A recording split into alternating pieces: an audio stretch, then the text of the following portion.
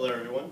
Hi. Hello. Hello, James. So earlier this semester, I gave an informational speech on lane splitting and its benefits, but I don't think I had anyone here convinced except maybe one person who actually isn't here today. So today I'm going to go about it a lot differently, and when my speech is over, I'm pretty convinced that I'll have even the most skeptical of you guys to reconsider. So let me recap by defining what lane splitting is. There's two parts to it. One is filtering, where when you're at a red light, a motorcycle will move up to the front of the queue in between lanes and all the way up to the front, so you'll be the first one to take off.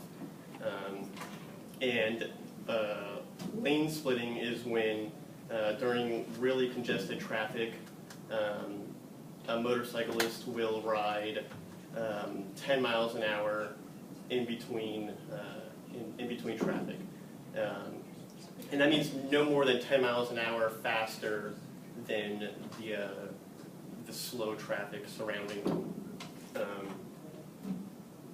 So why should you care about lane splitting? Why do you need to get motorcyclists to filter through traffic? I know when you see a biker go by, you have like a lot of resentment for them because it's like they're cheating. They're usually speeding, and I don't like them either, mainly because it's legal in Florida, and most of the time they're not doing it right. Let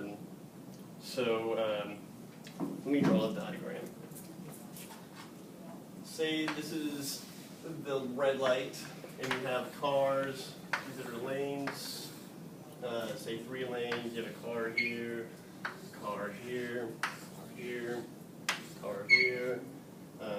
Motorcycle. I don't know how. That's a motorcycle. Car here, and a car here, and a car here. When a motorcyclist is right here, they're in a really dangerous spot because if they get rear-ended, there's a car right in front of them, and they could, easily get smushed in between these two cars if they're rear-ended. Even if there's a car back here and it rear-ends this car, you can, the story, I told you guys, what happened to me. I got rear-ended, hit this car in front of me. But if I was able to move in between the cars up here, this is the safest spot for me, not only because I'm in between the lanes, but there's no cars in front of me to get, if I were to get rear-ended, which is really unlikely since I'm in between the lanes, it's just a lot safer for motorcyclists typically. So riding between lanes has a really small risk if it's done legally and properly. And the fact that it's illegal here usually means that motorcyclists aren't doing it right. So I don't condone it until it is legalized, when people are a lot more educated about it and are going to be doing it right. A motorcyclist in the front of the queue is the safest place for them to be, like I just demonstrated.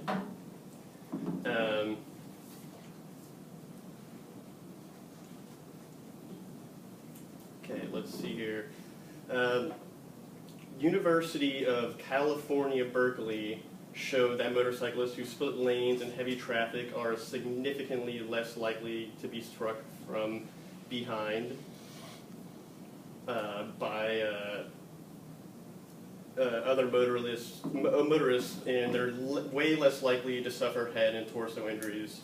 And I know a lot of you guys think this might be dangerous because people like open their car doors sometimes. It's really unlikely, but like I said, you're only traveling 10 miles an hour at the very most when you're filtering through traffic. I mean, at a red light, you're not even doing that. You're doing like 5 miles an hour. So if somebody will open their door, usually you can brake in time before that would happen. But even if you do happen to hit a door, like the extent of your injuries are going to be nowhere near what it would be if you got rear-ended.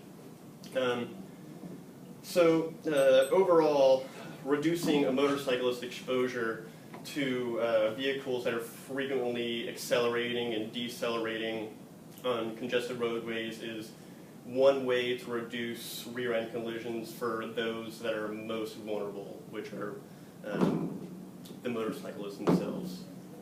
And I know it might seem ironic that motorcyclists are trying to pass this sort of legislation that would make them safer on the road when they're the ones that decided to ride like the most dangerous, sort of vehicle out there. It's like almost a contradiction. So even if the safety of the motorcyclist isn't your concern, there are so many more benefits to lane splitting and filtering for everybody, not just including the motorcyclist. So if you don't care about the safety, maybe you care about your commute time. So say this motorcyclist rides to the front of the queue, this car can move up, and this car can move up, and now everybody's closer to the front of the queue.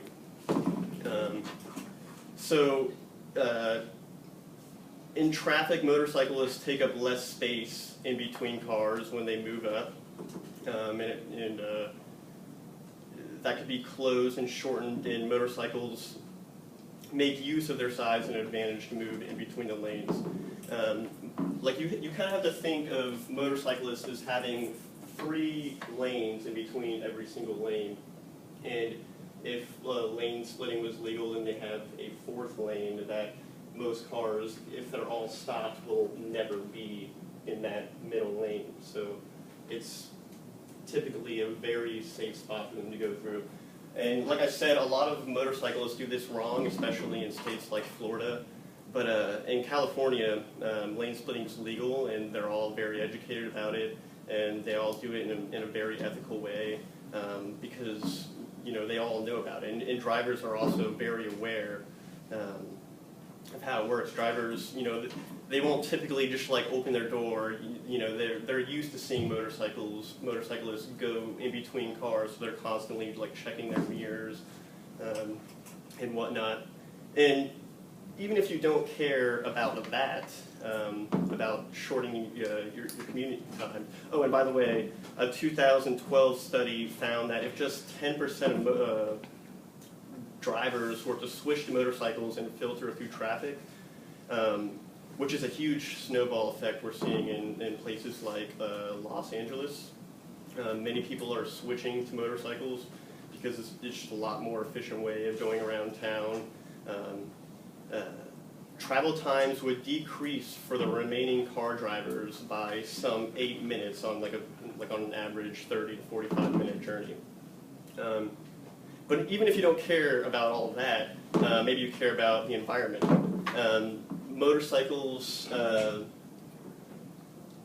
produce less emissions. And if cars are traveling 8 minutes, less per journey, then they're also going to produce a lot less emissions. So that same study found considerable environmental benefits by splitting lanes, because a bike that splits lanes actively reduces the amount of times every other vehicle is on the road as well. So it's really apparent, I feel like, that not only is this safer for the motorcyclist, but it's really convenient. But the convenience is only secondary to the safety of the motorcyclist. So is there any other, does anyone have any other reason to oppose lane splitting at all? Is there any, so everybody here is for lane splitting now? Nobody has any kind of... So it's for the safety. So so next time you see maybe some petition or legislation that you might come across, you guys would all be willing to sign off for that? Yeah, I would. Yeah. I guess I'm successful then. One thing I guess I'd say is on the highway when they do that, it's kind of sketchy. Well, that would be against the law. Even if lane splitting was legal, it's only during very congested traffic, like when, say, there's like a huge, traffic is really congested on like 275. Nobody's going faster than like 20 miles an hour. It would then be legal for motorcyclists to travel only 10 miles an hour, at the very most, faster than the traffic surrounding them. So it would, I mean, when you see a guy like speeding by, which is really typical in Florida, like I said, because it's illegal here, not many people know how to do it, and you should definitely hold some sort of resentment for them because they're just being a jackass, you know. But that's not what I'm proposing here. Yeah, I see. Yeah, most people, when they think of lane splitting, immediately it's something that, you feel like they're cheating, like and a lot of people only really do it because of the convenience. I'm not going to lie to you, but it's really about the safety of the motorcyclists too. In places like Los Angeles, there's where it's legal there, all across California. You'll find that there's like way less fatalities and whatnot. So I hope I've given you all at least a different perspective, and next time you may come across some sort of legislation, that you guys would support it.